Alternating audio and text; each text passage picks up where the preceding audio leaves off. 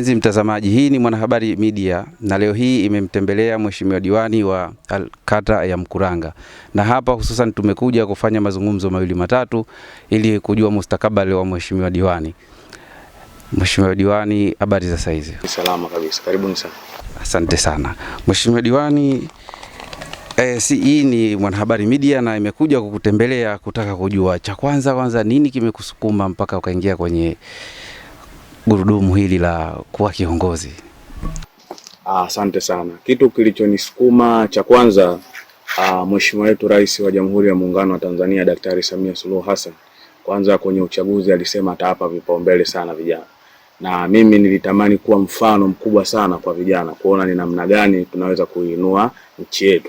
Kwa hiyo nimeanza kwenye kata yetu ya Mkuranga kuhamasisha vijana wenzangu kwamba uongozi unawezekana na kufanya kazi kwa bidii na mshikamano inawezekana. Kwa hiyo hicho kitu kilichonisukuma ni kwenda kuhakikisha tunakwenda kuleta maendeleo katika kata yetu ya Mkuranga. Ni kipi sasa wana Mkuranga watarajie kutoka kwako? Kitu kikubwa wana Mkuranga watarajie kutoka kwangu ni kufanya kazi kwa bidii na kufanya kazi kwa mshikamano, kwa sababu asilimia kubwa tumezoea kwamba viongozi wanafanya kazi peke yao, wanakuwa hawataki kushirikisha watu. Wengine wanasema tunaogopa viongozi. Kwa hiyo mimi naamini tutategemea mategemeo makubwa sana ya kimaendeleo katika kata yetu ya Mkuranga. Kuna makundi mengi katika jamii, hususan wazee, vijana, wanawake na watoto. Ushirikiano wako unauonaje kati yako kwa na jamii husika ambayo inazunguka? Ushirikiano ni mzuri, kwa sababu hata kipindi na zunguka kwenye kampeni zangu nilisema siwezi kufanya kazi pasipokuwa na umoja, upendo na mshikamano. Kwa hiyo nilikuwa nasisitiza sana mshikamano. Kwa hiyo makundi yote, akina mama, wazee, vijana, huwa nawahusia sana, naendelea kila siku tunavyozidi kwenda kuwahusia kwamba tufanye kazi kwa mshikamano. Kwa hiyo yote haya huwa nasisitiza kila siku zinavyozidi kwenda. Kwa hiyo natarajia mshikamano kwa ngazi zote hizo, vijana, wazee, akina mama na watu wenye ulemavu pia huwa nashirikiana nao mara nyingi sana. Katika serikali uongozi ni kama mbio za vijiti, na kabla ya kwako kulikuwa na wenzio ambao waliokutangulia. Sasa kuna miradi mingi ambayo kuna iliyomalizika na ambayo ilikuwa haijaisha, imeisha kati, lakini pia kuna ile ambayo ya kuibuni wewe kama wewe, yani kuanza kuizindua wewe kama wewe. Nini watarajie kwa wakazi wa kata yako ya Mkuranga, kwa sababu ambayo ni kata mama ambayo umebeba mzigo mkubwa sana, kwa sababu kata inawakilisha wilaya na vile vile ndio kata mama ambayo kila mtu anaitizamia jicho lake kwenye kata yako. Asante sana. Kwenye miradi iliyoachwa na wenzangu waliopita, nilijaribu kuzunguka na sasa hivi nipo kwenye ziara kuendelea kukagua miradi viporo. Tumeangalia tuna mradi wa zahanati uliokuwepo hapa katika kijiji chetu cha Mkuranga. Labda nitolee mfano huo kwamba hatuwezi tukabuni mradi mwingine wakati ule mradi bado upo. Kwa hiyo ndio nilioingia nayo kwa kipindi hichi cha sasa hivi kuhakikisha miradi viporo yote tunaweza kuimaliza. Kama tutaimaliza basi kwa kiasi kikubwa tunajitahidi kuipunguza. Baada ya hapo tutabuni miradi mingine, lakini kwa sasa hivi naangalia miradi iliyokuwa viporo tuweze kuimalizia ili watu waweze kupata huduma, kama pale hospitali yetu ya kijiji cha pale cha Mkuranga, vile vile Sunguvuni kule kuna ukarabati wa madarasa, tukienda tena Kibamba kule kuna shule shikizi. Kwa hiyo tuone ni kwa namna gani mambo kama hayo tunatimiza kidogo ili watu waendelee kupata huduma nzuri. Halmashauri za wilaya nchi nzima zimetoa fursa ya mikopo ya 1% kwa vijana.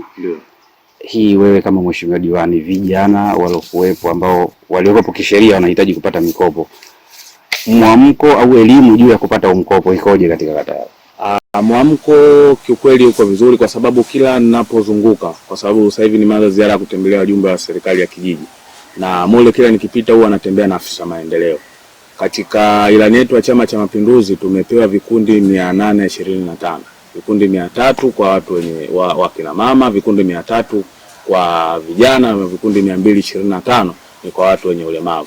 Kwa hiyo huwa tunapita, nikiopita mule huwa natembea na afisa maendeleo ahamasishe na aone ni kwa namna gani watu hao wanapata mikopo hiyo na namna ya kupata hiyo mikopo. Kwa hiyo mimi niseme kwamba na nikitoka kwenye mikutano mikubwa pia tutaendelea kuhamasisha zaidi na zaidi, na halmashauri yetu pesa ipo na vikundi vimepata, baadhi ya vikundi vimepata hiyo fursa ya mikopo. Kwa hiyo naamini tukiendelea kuhamasisha vizuri zaidi na zaidi, basi mikopo itaendelea kupatikana, na mimi nitaendelea kulisimamia vizuri sana nikiwa kama kiongozi wa kata. Mheshimiwa Diwani, halmashauri ya kata yako ya Mkuranga pia hapo nyuma ilikuwa ina uthubutu katika sekta ya michezo. yote, yani kiujumla, iwe football na nini, michezo mingi sana, bao, kucheza karata, sijui vitu kama hivyo. Je, wewe kama mheshimiwa diwani, hii sekta hii umeiangaliaje katika sekta ya michezo? Asante sana. Kwenye sekta ya michezo kiukweli nimeiangalia kwa, wenyewe wanasema, kwa jicho la tatu sana. Kwa sababu huwa na falsafa yangu ya kusema kwamba tu tuna umoja, upendo na mshikamano. Na umoja na upendo huwa unatengenezwa kwa sababu sisi tumezoea upendo unatengenezwa labda ndugu kwa ndugu kutembeleana. Kwa sasa hii nimeitengeneza kwamba tutakuja kuandaa ligi, kwa mfano ligi zile za mpira wa miguu, mpira wa rede, wakati mwingine kuna watu wanakimbiza kuku, kuna bao, karata na namna gani. Kwa hiyo naamini tukianzisha michezo labda ligi ya kikata, leo hii mtu akitoka Mkuranga akaenda kutembea Kibamba, maana yake pale tushatengeneza umoja. Kwa mtu wa Mkuranga atakwenda kuangalia wenzetu wa Kibamba wanapitia changamoto gani. Kwa hiyo leo hii nikija nikisimama kwenye vikao vyangu au nikisimama kwenye mikutano nikielezea kwamba tumetengeneza barabara ya Kibamba, kwa watu wako watakuwa mashahidi kwamba wakati tunakwenda kucheza mpira Kibamba tuliona kuna changamoto ya barabara na mambo mengine. Kwa hiyo umoja ambao naotaka mimi utakwenda kudumishwa na utakwenda kuendelezwa kwa michezo. Kwa hiyo niseme kwenye michezo niko mstari wa mbele na tutahakikisha tunapambana sana kuhakikisha tunaita michezo. Na ukiangalia na mimi ni kiongozi kijana kabisa. Kwa hiyo nikiwa nyuma kwenye masuala mazima ya kimichezo itakuwa ni ajabu sana. Kwa sababu leo ukiangalia kipindi tunazunguka cha kampeni tulikuwa tuna wale wanamuziki, tulikuwa tuna watu waigizaji. Kwa hawa nao tunajua kama kwenye kata yetu tuna watu wenye vipaji mbalimbali. Na Mkuranga ya sasa tunataka kuitazama hiyo ni Mkuranga ya kisasa sana. Tuendelee kuinua vipaji vya watu wa mpira wa miguu kama tulivyozungumza, tuinue vipaji vya watu waimbaji, watu wa sanaa, hata vile masuala ya ngoma. Wapo watu, kuna ngoma zetu za jadi zinapotea kwa sababu ya kutokuwa na ufuatiliaji mkubwa. Kwa kwenye majambo haya nilitazama ya kwamba tutakwenda kuyafuatilia vizuri sana na hayo mambo yatarudi kama ilivyokuwa vya kutosha kidogo. Lakini sasa kidogo kwa wafanyaji kuna changamoto zinazotokea viwandani wakati mwingine. Hizi labda unakabiliana nazo vipi, labda ili vijana, maana viwanda vimekuja ili kupunguza gepu la wazururaji mtaani, na kweli vijana wanajitolea kwenda kufanya kazi viwandani, lakini kuna changamoto ndogo ndogo ambazo zinatokea, ambazo zinazosikika na zisizosikika. Hizi nazo umeamua kuzivaa vipi?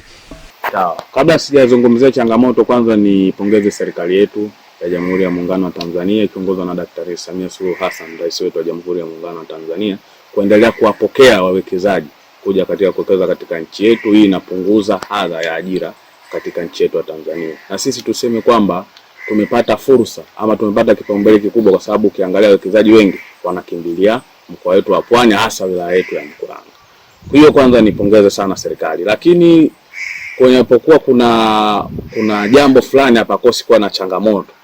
Kwa hizo changamoto sisi viongozi inabidi tuwe mstari wa mbele kuangalia ni kwa namna gani tunapunguza hadha changamoto kama hizo. Kuna watu wanaumia viwandani, kuna watu wanapata changamoto, hawapati stahiki zao kwa wakati, ipo hizo changamoto. Na mimi baada ya kufanya ziara zangu hizi, nimepanga kufanya ziara kuzungukia viwandani, kuangalia usalama wa wafanyakazi upoje, namna gani wanapata stahiki zao na mambo kama hayo. Usalama na mazingira kiujumla yanaridhisha watu kufanya kazi kwenye maeneo kama hayo. Kwa hiyo nayo nimeipanga, nitakwenda kukagua viwanda vyote vilivyopo katika kata yetu ya Mkuranga.